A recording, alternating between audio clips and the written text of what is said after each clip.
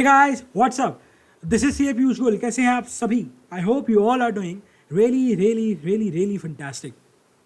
आज की वीडियो में हम डिस्कस करेंगे एक अनदर इंपॉर्टेंट स्टैंडर्ड आपके सिलेबस का ऐसे 505 दैट इज एक्सटर्नल कन्फर्मेशन। भाई अगर चैनल पर नए आए हैं तो चैनल को सब्सक्राइब कर देना और अगर वीडियो अच्छी लगे तो लाइक कर देना।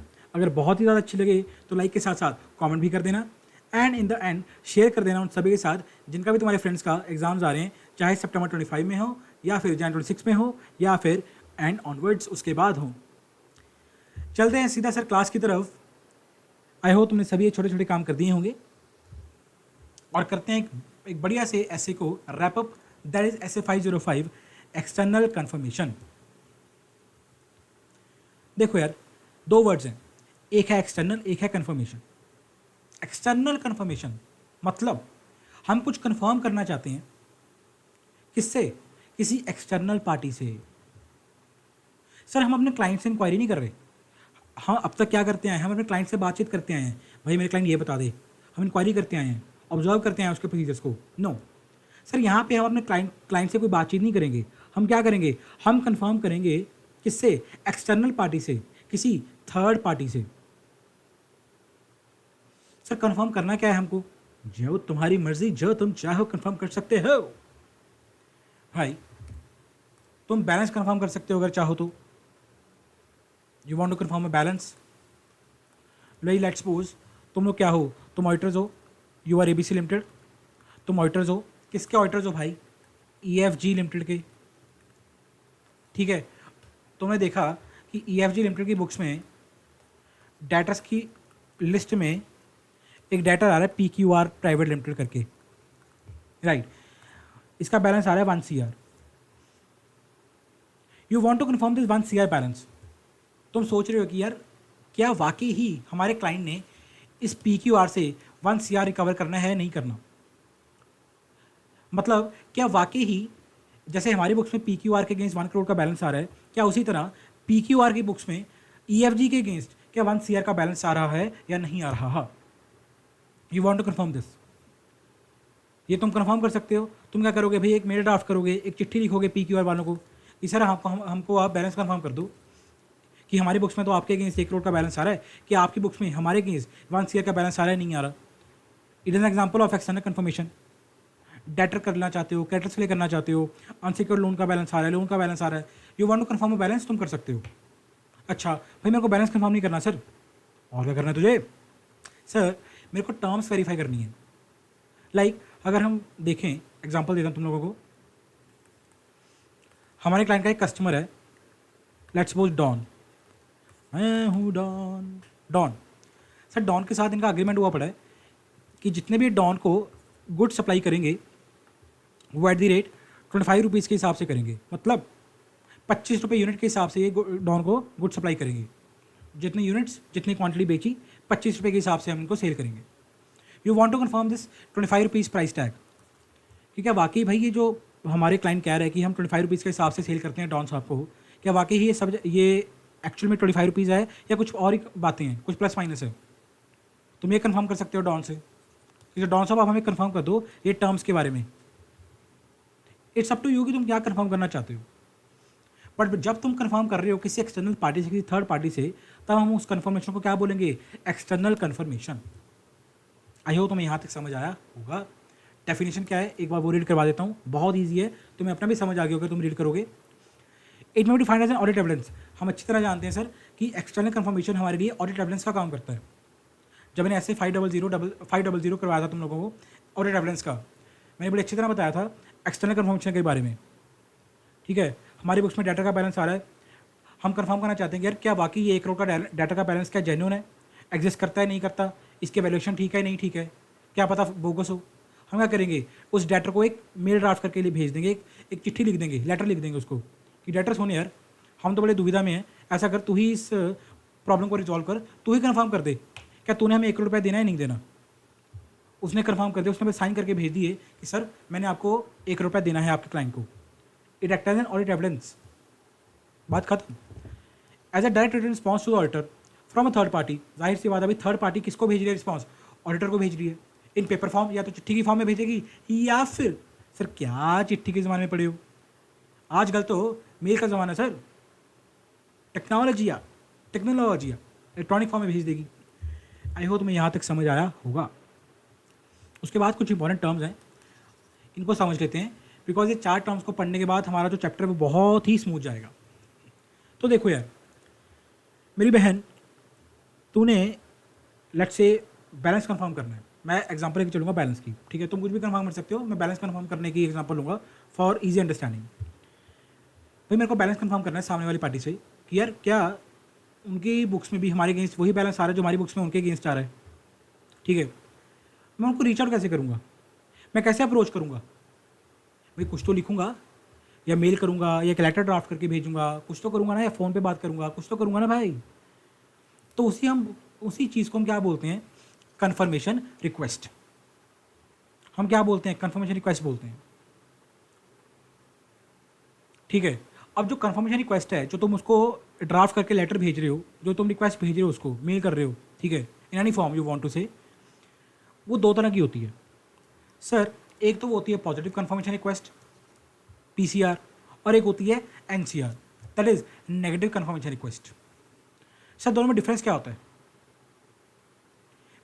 पहले तो तुम लोगों को मैं बेसिकली यही दिखा देता हूँ कि कन्फर्मेशन रिक्वेस्ट होती कैसी है। मैं तुम्हारे लिए एक सैम्पल रखा है ताकि तुम्हें थोड़ी क्लैरिटी मिले कि किस तरह एक रिक्वेस्ट दिखती है, राइट? तुम्हें थोड़ी प्रैक्टिकल अंडरस्टैंडिंग मिल पाए उसकी। यार देखो, it is an example of confirmation request, ठीक है? अभी पॉजिटिव नेगेटिव छोड़ दो पॉजिटिव नेगेटिव, पहले समझो कि कन्फर्मेशन रिक्वेस्ट दिखती कैसे है। ये मैंने तुम्हारे एक सैम्पल लेके रखा है, यहाँ पे अटैच किया हुआ है। यहाँ पे तुम अपना नाम लिख दोगे, जो तुम ऑडिटर हो, चार्टर्ड अकाउंटेंट्स हो तुम लोग, ठीक है? और किसको भेज रहे हो, किस डाटा का, अगर तुम डाटा का बैलेंस कंफर्म करना चाहते हो तो उस डाटा को तुम लोग क्या करोगे? अपनी मेल सब्जेक्ट करोगे to accounts manager PQR private limited. उनका एड्रेस आ गया सबका, राइट? सब्जेक्ट क्या है? Confirmation of account balance with EFG limited. Sir हम ऑडिटर किसके हैं? सर हम ईएफजी लिमिटेड के ऑडिटर्स हैं। ईएफजी लिमिटेड की बुक्स में डाटा का बैलेंस आ रहा है, डाटा आ रहा है पीक्यूआर, हम उसका बैलेंस कंफर्म करना चाहते हैं। तो हमने साफ लिख दिया सब्जेक्ट में कि सर हमारा पर्पस क्या है आपको मेल भेजने का? Confirmation of account balance with EFG limited. और हम कौन है तो हम आगे बताएंगे। We are connecting the audit of financial statements of EFG limited for this year. पहले उनको अपने बारे में बताओगे तो सही कि हम कौन है हम?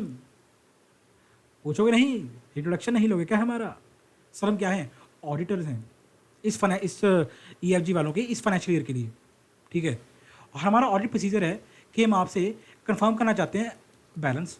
वो सब बातें बता दोगे, ये भी बता दोगे कि हमारी बुक्स में सर इतना बैलेंस आ रहा है आपके अगेंस्ट, अमाउंट लिख दोगे यहाँ पे, और एंड में लिख दोगे we request you confirm this balance. Please आप हमें रिक्वेस्ट कर दो, हम आपसे रिक्वेस्ट करते हैं कि आप हमें अपना बैलेंस कंफर्म कर दो कि ये हमारी बुक्स में जितना बैलेंस आ रहा है, लेट्स सपोज 10 लाख आ रहा है, कि आपकी बुक्स में भी 10 लाख आ रहा है, नहीं आ रहा, प्लीज़ हाँ आप हमें कंफर्म कर दीजिए। नीचे वही भाई सैल्यूटेशन लिख दोगे अपनी, फेथफुली सिग्नेचर वगैरह कर दोगे, बात खत्म। This is an example of confirmation request. एक डमी एक सैम्पल है कन्फर्मेशन रिक्वेस्ट का। आई होप तुम्हें पता लगा होगा कि यार किस तरह एक्चुअल में दिखती है कन्फर्मेशन रिक्वेस्ट, राइट? देखो अपना सिंपल फंड है भाई, study practically, study with logic. हर एक चीज़ तुम लोगों को मैं प्रैक्टिकल समझाता हूँ, तो आज मैंने तुमको दिखा भी दिया प्रैक्टिकली किस तरह होता है, राइट? थ्योरेटिकल भाई अपन कुछ नहीं, मैं ना पढ़ाता हूँ ना मैंने कभी खुद पढ़ा है, हर कुछ प्रैक्टिकली समझा है, वही तुम्हारे साथ मैं शेयर कर रहा हूँ। अब समझो पीसीआर एनसीआर के बीच में डिफरेंस क्या है, what is positive what is negative. तो भाई तो बहन, पॉजिटिव नेगेटिव। सर पॉजिटिव में क्या होता है? हम सामने वाले बंदे को लिखते हैं, ठीक है, कि भाई मैंने तुझे रिप्लाई करना पड़ेगा, मैं तेरे को इतनी बड़ी मेल लिख के भेज रहा हूँ, मैं तेरे को इतनी बड़ी रिक्वेस्ट लिख के भेज रहा हूँ, दिखाइए तुम लोगों को भी मैंने, तेरे को रिप्लाई करना पड़ेगा, चाहे तो तेरा बैलेंस मैच हो चाहे ना हो। मतलब हमने उसको यहाँ पे देखो, हमने यहाँ पे उसको अमाउंट लिख के भेजी ना कि हमारी बुक्स में लेट्स सपोज 10 लाख का बैलेंस आ रहा है, ठीक है भाई? उस बंदे की बुक्स में यहाँ जैसे कौन है, पीक्यूआर वाले हैं, हम पॉजिटिव कन्फर्मेशन रिक्वेस्ट हम उसको उस रिक्वेस्ट को बोलेंगे कि पीक्यूआर लिमिटेड सुन हमारी बात, तेरे को हमें रिप्लाई करना पड़ेगा, आइदर तेरा बैलेंस मैच करे हमारे से या ना करे। मतलब अगर तो तेरी बुक्स में भी 10 लाख का बैलेंस आ रहा है तो भी तुम्हें रिप्लाई करके बताएगा येस वी कन्फर्म कि हमारी बुक्स में 10 लाख का बैलेंस आ रहा है, वेल एंड गुड। अगर बाई चांस नहीं मैच हुआ बैलेंस, लेट्स सपोज उसकी बुक्स में 8 लाख का बैलेंस आ रहा है, 10 लाख का बैलेंस नहीं आ रहा, तो भी वो हमें मेल करके बताएगा कि सर आपका बैलेंस मैच नहीं हो रहा, डिफरेंस आ रहा है। आई होप तुम्हें समझ आया होगा। इन आइदर केस अगर देखो अगर तो मैच नहीं हो रहा तो डेफिनेटली बताएगा कि भाई डिस्क्रिपेंसी क्यों आ रही है। अगर नहीं हो रहा मैच, वो तो देखो ऑब्वियसली बताएगा ना यार कि भाई मैं कह रहा हूँ 10 लाख रुपया हमने लेना है और मेरे बुक्स में आ रहा है उनको देने वाला 8 लाख रुपया, बैलेंस तो मैच ही नहीं हो रहा। वो तो मैं डेफिनेटली बताएगा कि सर बैलेंस मैच नहीं हो रहा, तो वो तो मेरी रिपोर्ट करेगा ही करेगा। बट अगर बैलेंस मैच हो भी रहा हो तो उसकी बुक्स में 10 लाख आ रहा है भाई, तो भी तू रिवर्ट करेगा, तो भी तू रिप्लाई करके हमें बताएगा कि साहब बैलेंस मैच हो रहा है। उसको हम बोलेंगे क्या, PCR, positive request. Either case में यू हैव टू रिप्लाई। मतलब भाई मेरे चाहे तो अग्री करे चाहे तू डिसअग्री करे, तेरे को हमें रिप्लाई करना पड़ेगा। फिर सर नेगेटिव क्या होगी? भाई नेगेटिव में क्या होता है? नेगेटिव में सामने वाला तो तुम्हें तभी रिप्लाई करेगा अगर डिस्क्रिपेंसी आ रही हो, मतलब अगर बैलेंस मैच नहीं कर रहा, या जो भी तुमने इन्फॉर्मेशन उससे मांगी है, जो टर्म्स अगर तुम कंफर्म करना चाहते हो, या तो जो भी बेसिकली तुमने इन्फॉर्मेशन मांगी है, अगर वो इन्फॉर्मेशन मैच नहीं कर रही, then only that person will revert to you. In any other case वो रिवर्ट तुम्हें नहीं करेगा। सपोज तुमने बैलेंस कन्फर्मेशन रिक्वेस्ट उसको भेजी, तुमने कहा कि भाई 10 लाख का बैलेंस आ रहा है, अगर तो उस बुक्स में भी 10 लाख का बैलेंस हुआ तो तुम्हें वो रिप्लाई नहीं करेगा, बट अगर डिस्क्रिपेंसी आई, लेट्स सपोज उसकी बुक्स में 8 लाख का बैलेंस आ रहा है जैसे हमारे एग्जाम्पल में, तो वो तुम्हें रिप्लाई करेगा। उसको हम बोलेंगे नेगेटिव कन्फर्मेशन रिक्वेस्ट। मतलब अगर सामने वाली पार्टी डिसअग्री करती है तुमसे, ठीक है, then only he will reply to you. अगर अग्री करती है वो तुम्हें रिप्लाई नहीं करेगी। उसको हम बोलेंगे क्या, एनसीआर, राइट। दो तरह की रिक्वेस्ट होती हैं। अब तुम्हारे ऊपर है भाई, तुम ऑडिटर हो, तुम्हारी प्रोफेशनल जजमेंट है, तुम किस तरह की रिक्वेस्ट क्लाइंट को भेजते हो। तुम पॉजिटिव रिक्वेस्ट भेजते हो क्लाइंट को, पीसीआर भेजते हो, या फिर एनसीआर भेजते हो। जो मैंने तुम्हें एक डमी सैंपल दिखाया है कन्फर्मेशन रिक्वेस्ट का, this is an example of positive confirmation request. ये देखो ध्यान से, मैं इसको पॉजिटिव क्यों बोल रहा हूँ, देखो ध्यान से। Sir we request to confirm whether this balance is correct और टू इंडिकेट डिफरेंसेज। मतलब सर हम आपसे रिक्वेस्ट कर रहे हैं, हम आपसे निवेदन कर रहे हैं कि आप हमें कृपया कन्फर्म कीजिए, चाहे वेदर पे ध्यान दो, वर्ड पे ध्यान दो, whether this balance is correct, अगर ये बैलेंस करेक्ट है तो भी, और to indicate any significant differences, अगर नहीं तो भी, चाहे करेक्ट हो, whether this balance is correct और नहीं, you have to revert in either cases, दोनों केसेस में रिवर्ट करना पड़ेगा। It is example of PCR. अगर नेगेटिव होती तो उसमें हम क्या लिखते कि सर अगर आपकी बुक्स में बैलेंस मैच नहीं हो रहा तो ही आप हमें रिप्लाई कीजिए, ठीक है, अगर मैच हो रहा है तो आप हमें रिप्लाई ना कीजिए, हम समझ लेंगे कि आपकी बुक्स में भी बैलेंस मैच हो रहा है, इट इज़ डीम्ड रिप्लाई, ठीक है ना। अगर नहीं मैच हो रहा तो रिप्लाई करोगी भाई मैच नहीं हो रहा, देखें क्या दिक्कत आ रही है। अगर मैच कर रहा है बैलेंस तो आप हमें रिवर्ट ना कीजिए, हम समझ लेंगे कि यार मैच हो रहा होगा, दैट्स आपने रिप्लाई नहीं किया। It is an example of NCR. I hope तुम्हें समझ आएगा दोनों के बीच में डिफरेंस। भाई नॉन रिस्पॉन्स का मतलब क्या है, बड़ा ईजी है। सामने वाले बंदे ने रिस्पॉन्स नहीं किया, बात खत्म, वो नॉन रिस्पॉन्स हो गया तुम्हारा। या तो उसने रिस्पॉन्स नहीं किया सामने वाले बंदे ने, या उसको चिट्ठी मिली नहीं, तुमने चिट्ठी भेजी, जिस एड्रेस पे भेजी बाद में पता लगा वो एड्रेस भाई अब वो एड्रेस पे अब रहते नहीं है, वो उस एड्रेस से शिफ्ट कर गए हैं, क्या फ़ायदा, चिट्ठी मिली नहीं पाई उनको। या तुमने मेल ड्राफ्ट करके भेजी, ठीक है, तुमने गलत मेल आईडी पे मेल भेज दी, जब मेल आईडी पे गलत भेज दी भाई तो बंदा रिस्पॉन्स कैसे करेगा, उसको तो मेल ही नहीं मिली तुम्हारी, ठीक है। या तो उसको तुमने मेल भेजी, उसको मिल भी गई, उसने रिस्पॉन्स नहीं किया, उसको हम बोलेंगे नॉन रिस्पॉन्स। या उसको मिली नहीं, अनरिटर्न आ गई, उसको भी हम बोलेंगे नॉन रिस्पॉन्स। कहने का मतलब सिंपल सरल भाषा में, तुम्हें रिस्पॉन्स नहीं मिला, तुम्हें चिट्ठी का जवाब नहीं मिला, बस। एक्सेप्शन क्या होगी साहब? एक्सेप्शन का मतलब जो तुमने इन्फॉर्मेशन मांगी दैट इज़ रिक्वेस्टेड, और जो सामने वाले बंदे का रिप्लाई आया, जो जानकारी उसने तुम्हें दी प्रोवाइडेड, वो दोनों आपस में मैच नहीं करती। उन दोनों में क्या है रे, उन दोनों में डिफरेंस है। सिंपल सरल भाषा में 10 लाख का बैलेंस तुम्हारी बुक्स में आ रहा है, सामने बंदा कह रहा है मेरी बुक्स में 8 लाख का बैलेंस आ रहा है, क्या ये दोनों आपस में मैच करती है इन्फॉर्मेशन? Answer is no. जो मांगा था 10 लाख का और जो मिला 8 लाख का वो मैच नहीं करता। This is known as exception. I hope तुम्हें चारों टर्म्स का मतलब समझ आया होगा। अब देखते हैं भाई अपने चैप्टर को, जो है नेक्स्ट अपना क्या है, एक्सटर्नल कन्फर्मेशन प्रोसीजर्स। सर आपने सोच लिया कि हम सामने बंदे को रिक्वेस्ट भेजेंगे, भाई तुमने सोचा, ऐसे नहीं होगा, अगला सोच के काम हो जाएगा, you have to follow procedure. इसका पूरा पूरा प्रोसीजर है ईसीआर का, ठीक है, कि किस तरह हम ईसीआर को भेजेंगे। सबसे पहले भाई determine the information to be confirm. मैं जब से चैप्टर स्टार्ट हुआ है, ये ऐसे स्टार्ट हुआ है, तब से कह रहा हूँ कि सर आप जो चाहे कन्फर्म कर सकते हैं। आप ऑडिटर्स हैं, you want to confirm balance, you want to confirm balance, transaction detail, कुछ भी कन्फर्म कर सकते हो। तो सबसे पहले भाई तुम डिटरमिन करो, पहले ये सोचो कि भाई मैंने करना क्या है, what I want to confirm. मैंने बैलेंस कन्फर्म करना है, या ट्रांजैक्शन की डिटेल कन्फर्म करनी है, या फिर अग्रीमेंट की डिटेल्स कन्फर्म करनी है। समझ पा रहे हो? पहले इन्फॉर्मेशन को देखो कि यार हम कन्फर्म करना क्या चाहते हैं। अच्छा सर मैंने सोच लिया कि यार मेरे को बैलेंस कन्फर्म करना है, I want to confirm the debtor balance, सांबा, ओके सर। अब डेटा बैलेंस कन्फर्म करना चाहते हो, अब किसको हम बेसिकली मेल लिखें? अगर तुमने रिक्वेस्ट ध्यान से देखी हो, ठीक है, तो यहाँ पे अगर तुम देखो टू, हम किसको मेल भेज रहे हैं, हम किसको बेसिकली संबोधन कर रहे हैं, अगर मैं हिंदी में बात करूँ, बिल्कुल ठीक है, टू अकाउंट्स मैनेजर। हम सर अकाउंट्स मैनेजर को मेल भेज रहे हैं। देखो हमारी बुक्स में बेसिकली डाटा आ रहा है क्या, P Q R private limited. अब P Q R private limited तो सर कंपनी है। लॉ पढ़ते हो तुम सी इंटर का, तुमको अच्छी ना पता कि भाई लॉ जो कंपनी है, ठीक है, कंपनी खुद तो चल नहीं सकती। कंपनी तो आर्टिफिशियल पर्सन है, उसको चलाता कौन है? उसके डायरेक्टर्स चलाते हैं, जो बंदे हैं वो चलाते हैं, ह्यूमन रिसोर्सेज हैं, राइट। अब कंफर्म करके कौन देगा? कोई ह्यूमन ही करके देगा। तो तुम मेल किसको लिख रहे हो भाई? अकाउंट्स मैनेजर को लिख रहे हो, ठीक है। अब इसका नेक्स्ट स्टेप क्या होगा हमारा? Select the appropriate confirming party. अब एक कंपनी में, अगर अच्छी खासी कंपनी की अगर तुम बात करो तो बहुत सारे बंदे होते हैं भाई।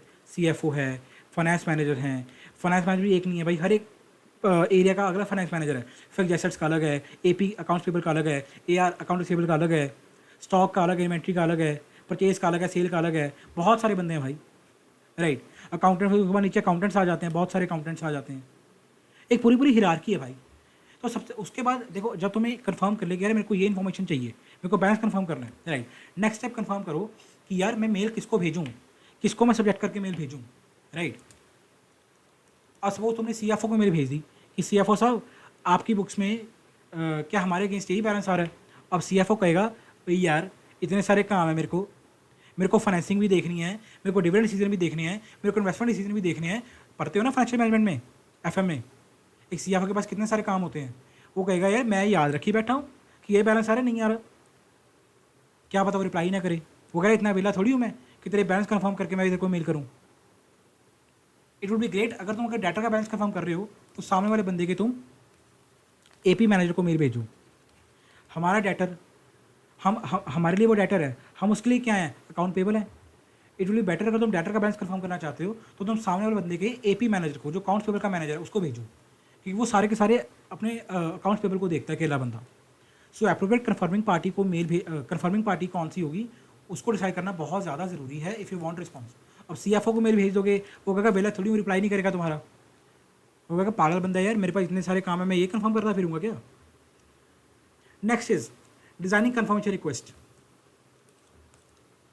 सर कौन सी रिक्वेस्ट आप डिज़ाइन करोगे वो बहुत मैटर करती है, उसके कुछ फैक्टर्स हैं। डिज़ाइन मैटर्स भाई, जो आप ECR रिक्वेस्ट डिज़ाइन कर रहे हो उसका डिज़ाइन किस तरह का है।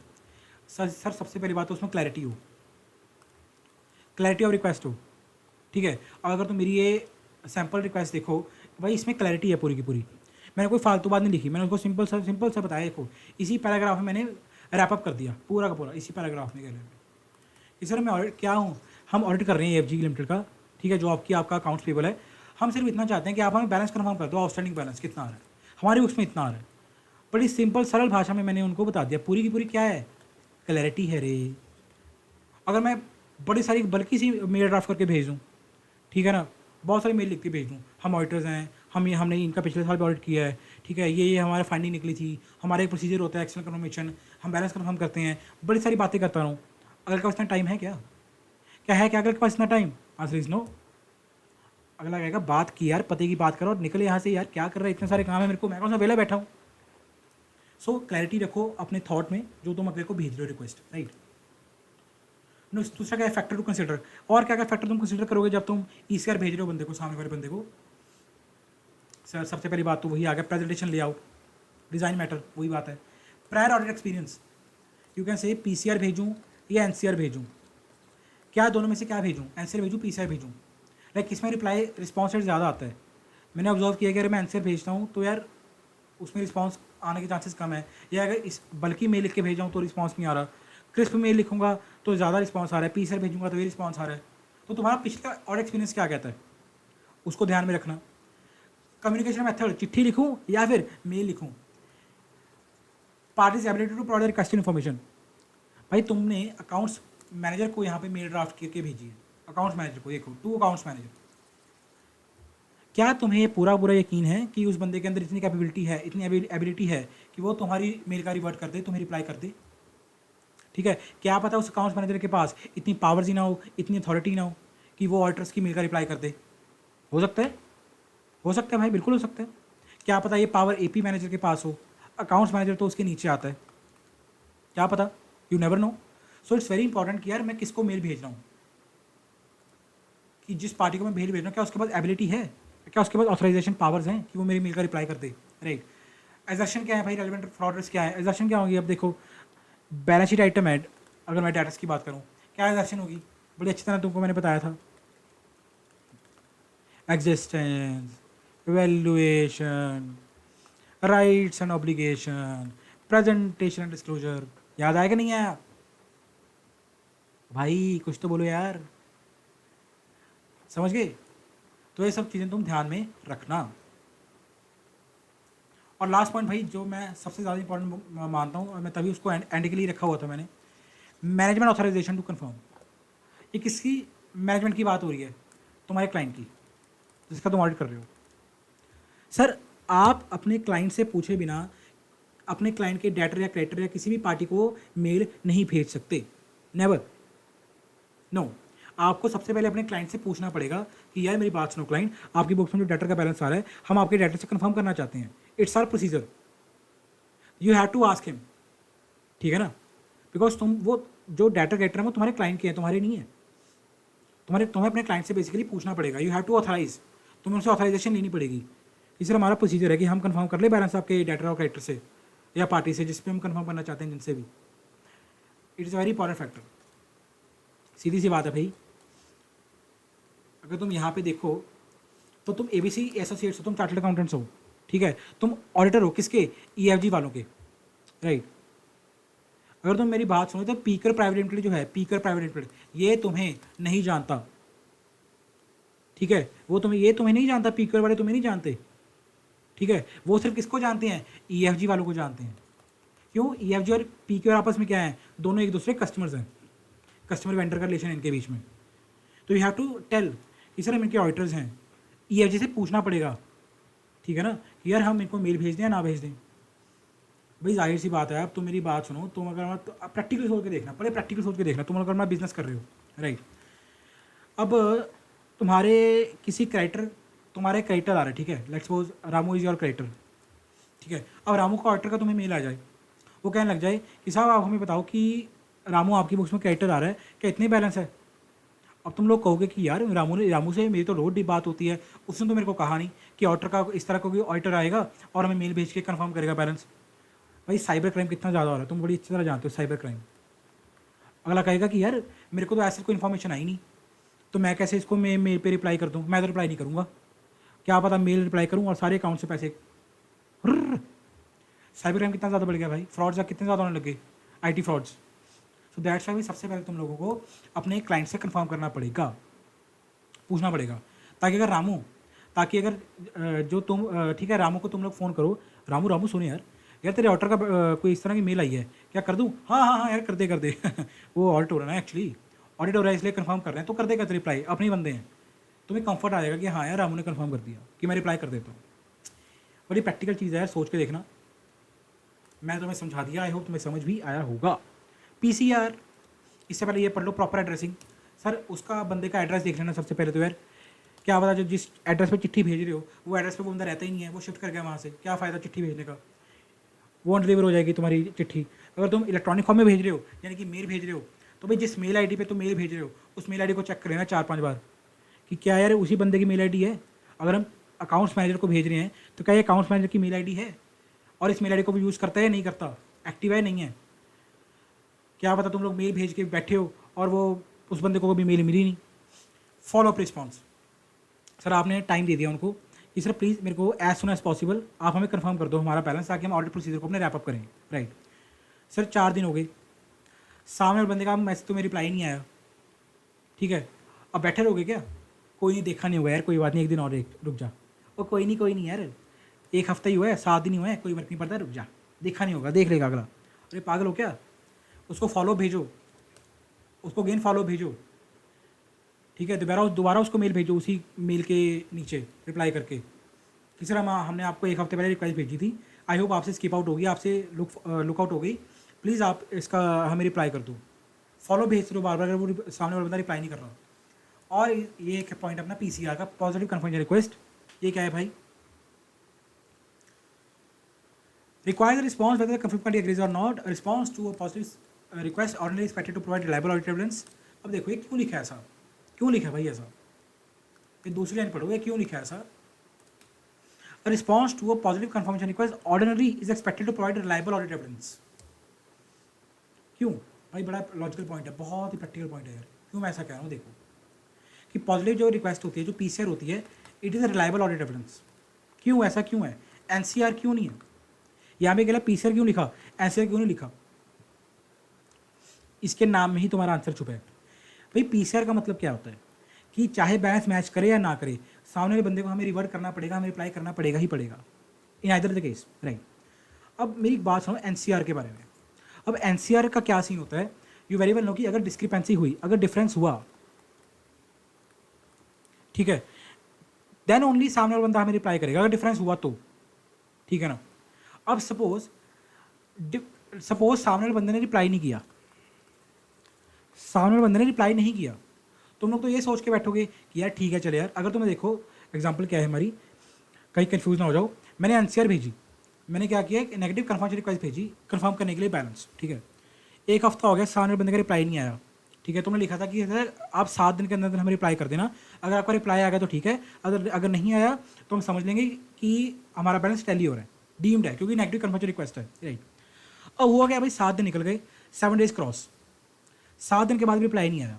अब तुम्हें क्या लगेगा कि भाई नेगेटिव रिक्वेस्ट थी, हमने इस बंदे को कहा था कि अगर तो यार देख बैलेंस मैच हो रहा होगा तो हमें रिप्लाई मत करना, और 7 दिन हो गए, 7 दिन का टाइम दिया था, तो मतलब बैलेंस मैच हो गया होगा, तुम एज्यूम कर लोगे, क्योंकि रिक्वेस्ट का मतलब यही था कि अगर बैलेंस मैच होगा तो रिप्लाई ना करना, और उस बंदे ने तेरे को रिप्लाई नहीं किया, तुम तो ये सोच के बैठ गए कि यार हाँ बैलेंस मैच हो गया होगा, सब कुछ सही है, बैलेंस टैली कर रहा है, तो दैट्स वाई रिप्लाई नहीं किया। क्या पता, मैं कह रहा हूँ ऐसा हो सकता है, नो डाउट ऐसा हो सकता है, इसमें कोई दो राय नहीं है, ठीक है, पर भाई ये तो भी हो सकता है कि उसको मेल मिली ही ना हो, उसको मेल मिली ही नहीं, जो मेल आईडी थी तुम्हारी वो गलत मेल आईडी थी, जो मेल एड्रेस था वो गलत एड्रेस था, उसको कभी मेल मिली नहीं, ये तो भी हो सकता है। जब तक उसको मेल मिलेगी नहीं वो रिप्लाई का घंटा करेगा, बताओ सर, बात तो सही कह रहे हो सर, अब मज़ा आ गया सर। अभी एक और मज़े लो, अभी और मज़े की बात सुनो, तुमने एड्रेस पे चिट्ठी भेजी उस बंदे को, राइट, वो चिट्ठी डिलीवरी नहीं हुई उसके पास, वो डिलीवर ही नहीं हुई उसको, जिस एड्रेस पे वो गया बंदा चिट्ठी देने, ठीक है, वहाँ पे वो रहता ही नहीं है बंदा, वहाँ से शिफ्ट कर गए वो, तुम तो ये सोच रहे हो कि 7 दिन हो चुके हैं, रिप्लाई नहीं आया बंदे का, चल ठीक है यार सब बैलेंस मैच कर रहा है, भाई साहब बैलेंस मैच तो बात की बातें हैं, उसको चिट्ठी ही नहीं मिली, उसको मेल ही नहीं मिली, सोचो सोचो, that's why it is a limitation of NCR, negative confirmation request, कि एनसीआर हमें नहीं भेजनी चाहिए, it is a limitation of that, because no doubt उसने मेल पे रिप्लाई नहीं किया, हो सकता है कि उसका बैलेंस मैच हो रहा होगा, दैट्स वाई उसने रिप्लाई नहीं किया, इट्स ओके, बट इसके अलावा भाई ये केसेस भी हो सकते हैं कि उसको कभी मिला ही नहीं, और जब तक मिलेगा ही नहीं वो कन्फर्म क्या घंटा करेगा। आई होप तुम्हें समझ आएगा कि भाई NCR is not reliable as PCR. अब पीसीआर में क्या होता है, उसको रिप्लाई करना ही पड़ेगा आइदर केस, अगर मैच हो रहा तो भी, अगर मैच नहीं हो रहा तो भी। सपोज उसने रिप्लाई नहीं किया तुम लोगों को, तुम्हें बेसिकली वो तो हो जाएगा ना मन में कि रिप्लाई क्यों नहीं किया उस बंदे ने, क्या बात होगी, नॉन रिस्पॉन्स क्यों आ रहा है, क्यों रिप्लाई नहीं किया सामने बंदे ने, समझ पा रहे हो, that's why it provides a reliable audit evidence PCR. I hope तुमको समझ आया होगा। ब्लैंक कन्फर्मेशंस, अब ये एक पॉइंट लिखा है ब्लैंक कन्फर्मेशन के रिगार्डिंग, ये जो एक और लाइन लिखी है, ये क्या कह रही है भाई कि यार देखो blank confirmation are more liable but may lower response rates. यार देखो यहाँ पे हमने क्या किया था, अगर तुमने ये कन्फर्मेशन रिक्वेस्ट ध्यान से देखी हो तो यहाँ पे हमने क्या किया था, अमाउंट लिखी थी, ये देखो यहाँ पे इंसर्ट अमाउंट, हम यहाँ पे क्या कर रहे हैं, जो हमारी बुक्स में अमाउंट आ रही है हम उसको लिख के भेज रहे हैं कि यार सर हमारी बुक्स में इतनी अमाउंट आ रही है, इतना बैलेंस आ रहा है आपके अगेंस्ट, राइट। अब देखो यार, जब सामने वाली पार्टी ने अमाउंट देखी कि 10 लाख का बैलेंस आ रहा है, ये क्या हो गया, अच्छा 10 लाख का अमाउंट आ रही है, ठीक है ना। अब सपोज तुम लोग मेरी एक बात सुनो, तुम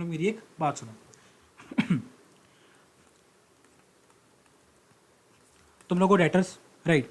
अब तुमने अपने बेसिकली तुम्हारी बुक्स में डेटर आया, तुमने डेटर को मेल भेजी कि सर हमारी बुक्स में आपके अगेंस्ट 8 लाख का बैलेंस आ रहा है, 8 लाख का बैलेंस आ रहा है जो हमने आपसे रिकवर करना है, राइट।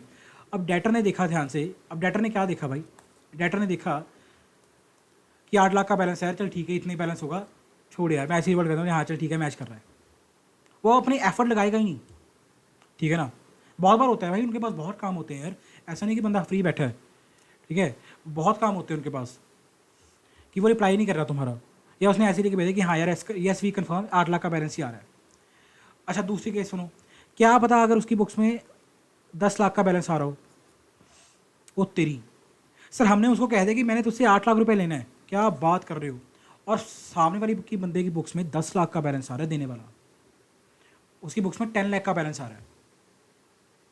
अब जाहिर सी बात है, जब तुम सामने से कह रहे हो कि मैंने तेरे से कम पैसे लेने हैं, 8 लाख लेना है, ठीक है, तो बंदा तेरे को क्यों कहेगा यार मैं तेरे को 10 लाख देना है, कोई पागल ही हो गया है जो 2 लाख उसको प्रॉफिट हो रहा है, बंदा तेरे को कहेगा 2 लाख रुपये है तुम इससे एक्स्ट्रा ले ले, वो कहेगा यस यस, वो कहेगा yes yes auditors we confirm 8 lakh का बैलेंस ही आ रहा है, बट एक्चुअल में कितना बैलेंस उसकी बुक्स में आ रहा है, 10 लाख का।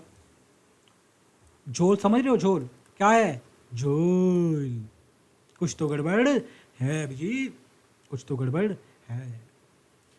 सो भाई ये कह रहे हैं कि आप अमाउंट लिख के ना भेजो, अमाउंट का कॉलम ब्लैंक रहने दो, राइट, ब्लैंक रहने दो अमाउंट का कॉलम, कि सामने बंदा खुद लिख के भेजेगा कि मेरी बुक्स में इतनी अमाउंट आ रही है, आपकी बुक्स में हम देख लेंगे मैच कर लेंगे, तो वो ज़्यादा रिलायबल होगी कि उसको लिखनी पड़ेगी अमाउंट कि 10 लाख आ रही है, ठीक है ना। पहले तो हमने लिख के भेज दिया, हम लिख के नहीं भेज रहे तो उसको खुद को लिखना पड़ेगा। पर इसका एक ये लिमिटेशन है कि इसका रिस्पॉन्स आने के चांसेस थोड़े कम हो जाते हैं। क्यों कम हो जाते हैं सर, अगर हम अमाउंट लिख के नहीं भेजेंगे, भाई उसको अपनी बुक्स देखनी पड़ेगी, उसको अकाउंट देखना पड़ेगा, उसको बैलेंस देखना पड़ेगा, हज़ारों डाटास की लिस्ट में उसको ये देखना पड़ेगा कि इस डाटा का बैलेंस कितना आ रहा है, समझ पा रहे हो। तो एडिशनल एफर्ट करना पड़ेगा, जो कि आज के डेट में बहुत बंदे कम करते हैं। वैसे मैंने बताया कि वो बंदा फ्री नहीं है, जो अकाउंट्स मैनेजर है, CFO है, AP मैनेजर है, AR मैनेजर है, ठीक है, वही वो बंदे फ्री नहीं है, उनके पास बहुत सारे काम है, ढेरों काम होते हैं भाई उनके पास, दे आर नॉट फ्री। तो ये भी हो सकता है कि वो तुम्हारा रिप्लाई ना करें कि छोड़ यार कौन देखेगा बैलेंस, जाके छोड़ परा।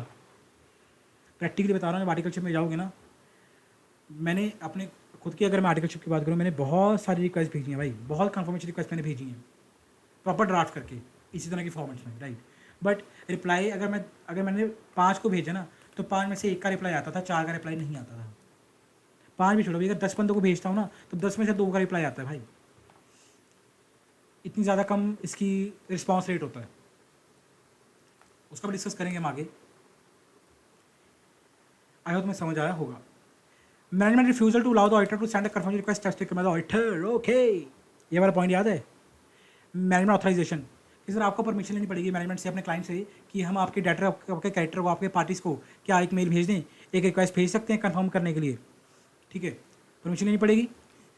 मैनेजमेंट ने क्या किया, रिफ्यूजेज, उसने तुम्हें मना कर दिया, नहीं नहीं ऑडिटर नहीं नहीं, किसी को मेल नहीं भेजनी, नहीं भेजनी रे, नहीं भेजनी। तुम क्या करोगे, तुम लोग करोगे इंक्वायरी रीजंस की, कि भाई क्या हो गया, what is the reason for refusal, हमें क्लाइंट क्यों मना कर रहे हैं, हमें हमारा क्लाइंट क्यों मना कर रहा है भाई, भाई क्या रीज़न है उसका, क्या रीज़न हो सकता है, वैल्यू रिस्क इम्प्लीकेशंस, भाई इसका तुम्हारे ऑडिट के ऊपर क्या असर आएगा, राइट। अब ये तो भी हो सकता है भाई क्लाइंट को शक हो, अब डाटास की बुक्स में डाटास का बैलेंस आ रहा है, लेट्स सपोज 5 करोड़ का, राइट। अब अगर क्लाइंट के मन में चोर होगा, क्लाइंट के मन में चोर है, उसको पता है कि भाई 5 करोड़ का बैलेंस नहीं आ रहा है, एक्चुअल में तो हमारे डाटा सारे ही सारे 2 करोड़ के डाटर्स हैं, ये 3 करोड़ के डाटर्स तो मैंने फेक बिल्स वो किए पड़े हैं, बोगस सेल्स है मेरी, राइट।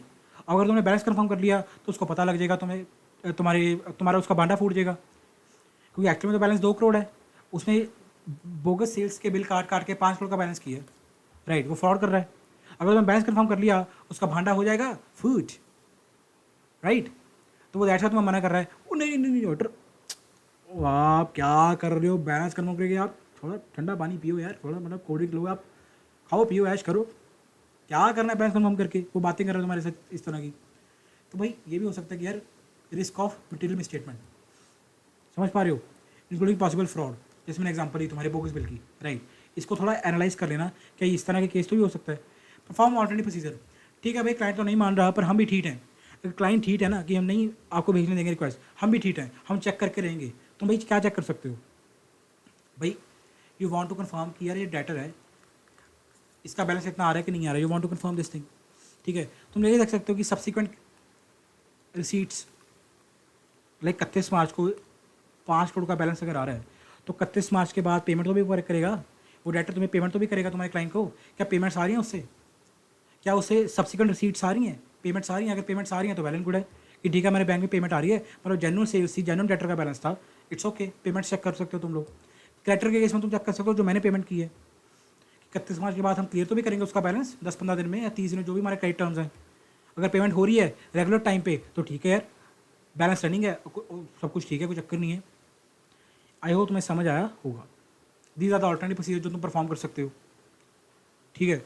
और तो और सर अगर जो रिफ्यूज़ल का रीज़न है वो अनरीजनेबल है, मतलब जो रीज़न जो कहानियाँ डाल रहे हैं वो बिल्कुल ही गलत कहानी है, वो सिर्फ एम ही हमको कह रहे हैं, इसका कोई मतलब उनका वैलिड रीज़न नहीं है, हमें वो मना कर रहे हैं कि आप रिक्वेस्ट ना भेजो, हमने रीज़न पूछा वो रीज़न हमें बता ही नहीं रहे, वो कह रहे हैं क्या करोगे भैया ऑडिटर साहब, सब कुछ सही है आप टेंशन मत लो, क्या आप फालतू या प्रोसीजर लगा रहे हो, कोई चक्कर नहीं है, वो कहानियाँ डाल रहे हैं, ठीक है। और अगर ऑडिटर को भाई सही नहीं मिलता, अगर ऑडिटर को सही नहीं मिलता, क्या करके, ऑल्टरनेटिव प्रोसीजर परफॉर्म करके, राइट, उसको लग रहा है कि यार देखो यार मैंने ऑल्टरनेटिव प्रोसीजर लगाए पर मेरे को ऑडिट एविडेंस गैदर नहीं हो रहा, मेरी तसल्ली नहीं हो रही यार, ठीक है भाई, वो क्या कर सकता है, मैटर को कम्युनिकेट कर सकता है किसको, TCWG को।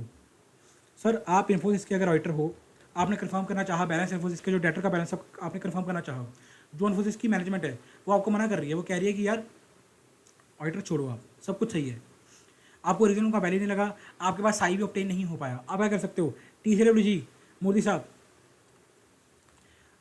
नारायण मोदी सर को आप कर सकते हो, आपका मैटर कम्युनिकेट कि सर हम आपकी जो कंपनी इन्फोसिस है हम उसका ऑडिट कर रहे हैं करंटली, हम बैलेंस कंफर्म नहीं करने दे रहे, आप प्लीज़ इंटरवीन करो, मतलब जो बड़े लोग हैं TCWG हैं बड़े साहब, उन तक बात पहुंचा देना।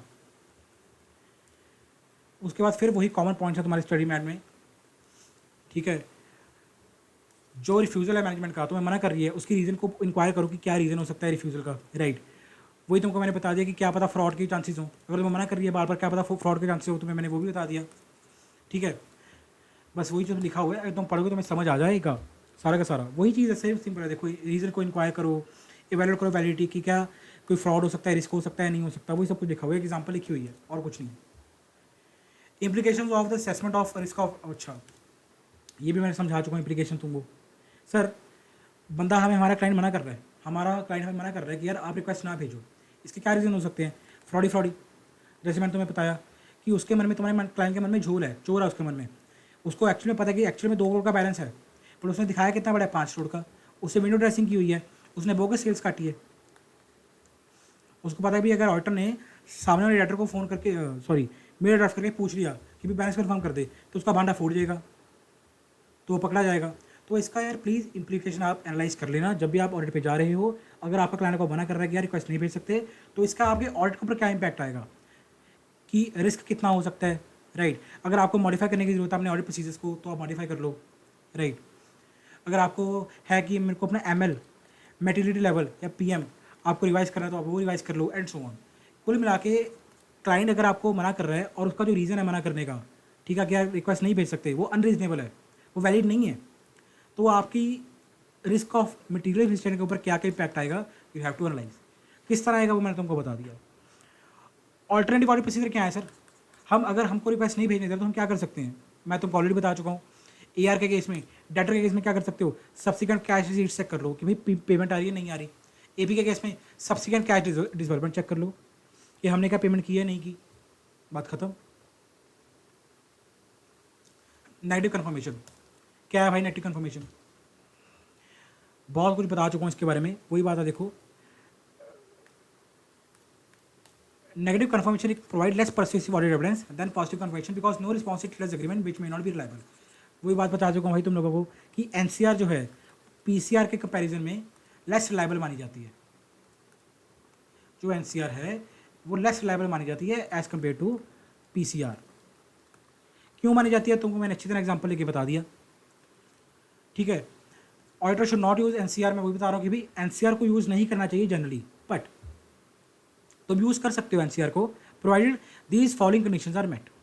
वैसे तो ऑडिट हम कहते हैं कि भाई पीसीआर यूज़ करो because more reliable audit evidence है, बट अगर आप चाहते हो कि एनसीआर यूज़ करें तो भी एनसीआर को तो ही यूज़ करना अगर these following conditions are met. Sir क्या क्या कंडीशंस है? Low risk of net statement, controls are effective. Sir अगर वो बंदा रिप्लाई नहीं भी करता, ठीक है, तो भी कोई ज़्यादा बड़ी बात नहीं है, बिकॉज हमने सारे के सारे जो एपी के कंट्रोल्स हैं, अगर हम एपी का बैलेंस कंफर्म करना चाहते हैं अकाउंट्स पेबल का, जो एपी के कंट्रोल्स हैं वो सारे के सारे बड़े फुल प्रूफ हैं। हमने अच्छी तरह कंट्रोल टेस्टिंग की है, ऑपरेटिंग इफेक्टिवनेस टेस्ट की है कंट्रोल्स की, ठीक है, हमने सब टेस्ट कर लिया, अब कंट्रोल्स बिल्कुल सही हैं, मतलब वो गलती के चांसेस हो ही नहीं सकते, इतने सही कंट्रोल्स हैं, राइट। और वैसे भी सर लो रिस्क है, ज़्यादा रिस्क नहीं है इस एरिया में, अगर तुम्हें ये लग रहा है तो तुम भेज सकते हो NCR, right. Population consist of small homogeneous item. Sir बहुत छोटे छोटे बैलेंसेज हैं, बहुत छोटे छोटे बैलेंसेज हैं, एक ही तरह के बैलेंसेज हैं, तो यार ज़्यादा बड़ी अमाउंट भी नहीं है, हमारा जो मेटेरियलिटी लेवल है उससे भी कम अमाउंट है, हमें ज़्यादा फर्क भी नहीं पड़ रहा, तो भेज सकते हो एनसीआर। लो एक्सेप्शनलिटी एक्सपेक्टेड। एक्सेप्शन का मतलब क्या है भाई? जो तुम इन्फॉर्मेशन रिक्वेस्ट कर रहे हो और जो सामने वाला तुम्हें प्रोवाइड कर रहा है वो आपस में टैली, आपस में मैच नहीं करती, राइट। बट इसके चांसेस बहुत कम है, लो एक्सेप्शन रेट है, मतलब इंफॉर्मेशन मैच नहीं करेगी, इसके जो चांसेस हैं वो बहुत कम है, लो एक्सेप्शन रेट है। The auditor is not aware of circumstances or condition that would cause recipients of negative confirmation request to disregard such a request। मतलब सर ऑडिटर को इस तरह का पूरा पूरा वो है कि जो एनसीआर का है कि सामने वाले, इसमें सबसे बड़ा रिस्क होता है क्या है अपना यार, कि सामने वाले बंदे को बेसिकली पहली बात तो मेल मिल जाए, जो मेल भेज रहे हैं उसको रिसीव हो जाए और वो इसको देके इग्नोर ना करे। तो ऑडिटर को पता है भाई, ऑडिटर को पता है, उसको प्रॉपर एक कन्फर्म है कि यार जो सामने वाले बंदे के पास हम रिक्वेस्ट भेजने हैं वो उस रिक्वेस्ट को डिसरिगार्ड नहीं करेगा, मतलब हमारी रिक्वेस्ट को डिसरिगार्ड नहीं करेगा वो। समझ पा रहे हो इस चीज़ को? मतलब वो हमारा रिवर्ट करेगा ही करेगा, वो जेन्युइन है। अगर उसका बैलेंस मैच नहीं करेगा तो ऐसा नहीं कि वो छोड़ देगा देख के कि नेगेटिव रिक्वेस्ट है, अपने समझेंगे ऑडिटर कि अगर मैंने रिप्लाई नहीं किया तो मैच कर रहा होगा, नो, वो ऐसा बंदा है ही नहीं, तो इसको मैं भेज रहा हूँ रिक्वेस्ट, राइट। अगर मैच नहीं करेगा बैलेंस तो वो मेरे को रिप्लाई करेगा ही करेगा, डिसरिगार्ड का कोई चांस नहीं बनता सर। आई होप तुमको समझ आया होगा। बाकी वही बात लिखी हुई है कि जो एनसीआर होती है भाई वो वीकर एज एविडेंस है, और तो हमने डिस्कस कर लिया कि भाई जो एनसीआर होती है, ठीक है, it act as a weaker evidence, PCR best रहती है, वही सब चीज़ लिखी हुई है, आप गो थ्रू करोगे आपको समझ आ जाएगा। लास्ट पॉइंट क्या है सर इस चैप्टर का? Evaluating the audit evidence obtained. भाई जो तुमको, अब देखो, जो तुमने कन्फर्मेशन रिक्वेस्ट भेजी है, ठीक है, अब तुमने रिक्वेस्ट भेज दी, अब इसके बाद के कंसिक्वेंसेज क्या क्या हो सकते हैं? You have send the request, तुमने भेज रिक्वेस्ट, इससे क्या क्या कंसिक्वेंसेज हो सकते हैं ये वो देखते हैं। तुमने रिक्वेस्ट भेजी, पहला काम तो ये हो सकता है कि सामने वाला बंदा रिप्लाई ना करे, उसने रिप्लाई नहीं किया, that is your no response, उसने रिप्लाई नहीं किया। अच्छा, दूसरा पॉइंट क्या हो सकता है? सर उसने रिप्लाई किया, ठीक है, और वो मैच नहीं कर रहा, मतलब डिस्क्रिपेंसी है, एक्सेप्शन है, रिप्लाई किया बट मैच नहीं कर रही इन्फॉर्मेशन, वो तुम्हारा ये पॉइंट हो गया। रिस्पॉन्स इंडिकेटिंग एक्सेप्शन, एक्सेप्शन आ गई, समझिए। थर्ड, सर रिप्लाई तो किया उसने और लकीली हैप्पीली इन्फॉर्मेशन भी मैच कर रही है, ये तुम्हारा फर्स्ट पॉइंट हो गया कि जो मांगा था वो विदाउट एक्सेप्शन हमें मिल गया, इट इज़ ओके। और फोर्थ पॉइंट हमारा क्या हो सकता है सर? जो रिप्लाई है, रिप्लाई आया है, नो डाउट सामने वाली पार्टी ने मेरे को रिप्लाई कर दिया, रिवर्ट कर दिया, पर उसका जो रिस्पॉन्स आया, रिप्लाई आया है, वो मेरे को अनरिलायबल लग रहा है। समझ पा रहे हो इस चीज़ को? इसके एग्जाम्पल एक दे देता हूँ, थोड़ा क्लियर हो जाएगा तुम लोगों को और, राइट। तुमने अकाउंट्स, तुमने एपी मैनेजर को मेल भेजी, एपी मैनेजर को तुम लोगों ने मेल भेजी, कन्फर्मेशन रिक्वेस्ट भेजी राधा रायपुर से, पीसीआर भेजा, ठीक है कि साहब अपना, आप अपनी बुक्स में बैलेंस कंफर्म कर दो कि आपकी बुक्स में हमारे केस इतना बैलेंस आ रहा है जो हम आपको बता रहे हैं, राइट। एपी मैनेजर भाई बहुत ज़्यादा बिजी बंदा है, बहुत ज़्यादा बड़ा बंदा है भाई, बड़ी बड़ी कंपनीज में बहुत ज़्यादा बिजी लोग होते हैं, राइट, रिप्लाई नहीं कर पाया वो, उसके 8 दिन बाद उसके इंटर्न का तुम्हें मैसेज आता है, उसके इंटर्न का रिवर्ट आता है, रिप्लाई आता है कि सर मैं अभी अभी न्यू ज्वाइन हूँ, 2 महीने हुए मेरी इंटर्नशिप को स्टार्ट हुए पड़े, मैं नया इंटर्न आया उनकी कंपनी में और मैं आपको कंफर्म करता हूँ कितना ही बैलेंस है। मैंने चेक कर लिया सर इतना ही बैलेंस है। अब तुमको लगेगा कि यार मैंने एपी मैनेजर को पूछा था, उसने रिवर्ट नहीं किया, उसने अपना काम किसको डेलीगेट कर दिया होगा, इंटर्न को। अब इंटर्न यार नया बच्चा सा है यार, कॉलेज से सीधा स्टेट कॉलेज से सीधा इंटर्नशिप पे आया है बंदा, 18 साल 19 साल का बच्चा है यार, क्या पता यार ये गलत रिप्लाई कर दे मेरे को। नो वो रिप्लाई कर रहा है, बट क्या उसके ऊपर तो मेरी लाइबिलिटी होगी, थोड़ी कम होगी, ठीक है ना, कि नया नया इंटर्न आया, क्या पता है बच्चे से गलती भी हो सकती है यार, तो इट इज़ अनरिलायबल। ये बस तुम्हारे 4 सिनेरियोज हैं, आई होप तुम्हें चारों के चारों सिनेरियोज समझ आए होंगे, ठीक है। The auditor's evaluation was taken into account with other audit procedures. The auditor may have performed may this the auditor in concluding whether psi has been obtained or whether performing further audit procedure is necessary. कोई जाहिर सी बात है, अब ये auditor की अपनी judgement है, उसने कन्फर्मेशन रिक्वेस्ट भेज दी, उसको रिप्लाई भी आ गया, रिस्पॉन्स मिल गया उसको, ठीक है। अभी उसके ऊपर है कि वो उसको, उसकी खुद की जजमेंट है, उसको किस तरह वो ट्रीट करता है, क्या उसके लिए वो जो रिक्वेस्ट है ECR है, क्या it act as an audit evidence, reliable audit evidence, मतलब वो ट्रीट कर रहे हैं कि हाँ साई ऑब्टेन हो गया मेरे को। तुम्हें याद होगा ऐसे 500 हमने क्या करना है, हमने साई ऑब्टेन करना है, हमने ऑडिट एविडेंस ऑब्टेन नहीं करना, we have to obtain sufficient audit evidence and appropriate audit evidence. याद आया?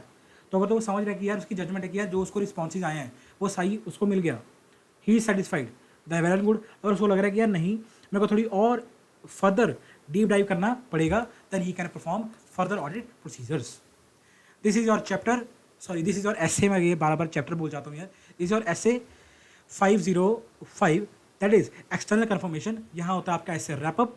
आई होप मैंने जितना आपको करवाया आपको समझ आया होगा, इजी स्टैंडर्ड था, ठीक है जी। अब लेता हूँ आपसे विदा, मिलेंगे नेक्स्ट एसे की क्लास में, तब तक के लिए यार जितना करवाया पढ़ लेना, डेली क्लासेस को अटेंड करो, रिवाइज कर लेना, और अगर कोई डाउट हो मेरे भाइयों बहनों तो मुझको टेलीग्राम चैनल पर रीच आउट कर लेना, टेलीग्राम चैनल ज्वाइन कर लो, वहीं पे मैं आपके डाउट्स को सॉल्व करूँगा। अगर आपको नोट्स भी चाहिए तो भी आप टेलीग्राम चैनल को ज्वाइन करो और मेरे को मैसेज कर दो टेलीग्राम पे, मैं आपको नोट्स भी ये प्रोवाइड कर दूंगा, ठीक है ना। जो भी हमारे बीच कम्युनिकेशन होगी भाई वो टेलीग्राम चैनल के थ्रू होगी। तो डाउट सॉल्विंग है या नोट्स आपको चाहिए तो दैट्स वाई ज्वाइन कर लो। चैनल का जो चैनल का लिंक है टेलीग्राम चैनल का वो डिस्क्रिप्शन में मैंने दे दिया है, open the description and join. मिलता नेक्स्ट क्लास में, तब तक के लिए study with logic, #learn with CA Piyush, bye bye.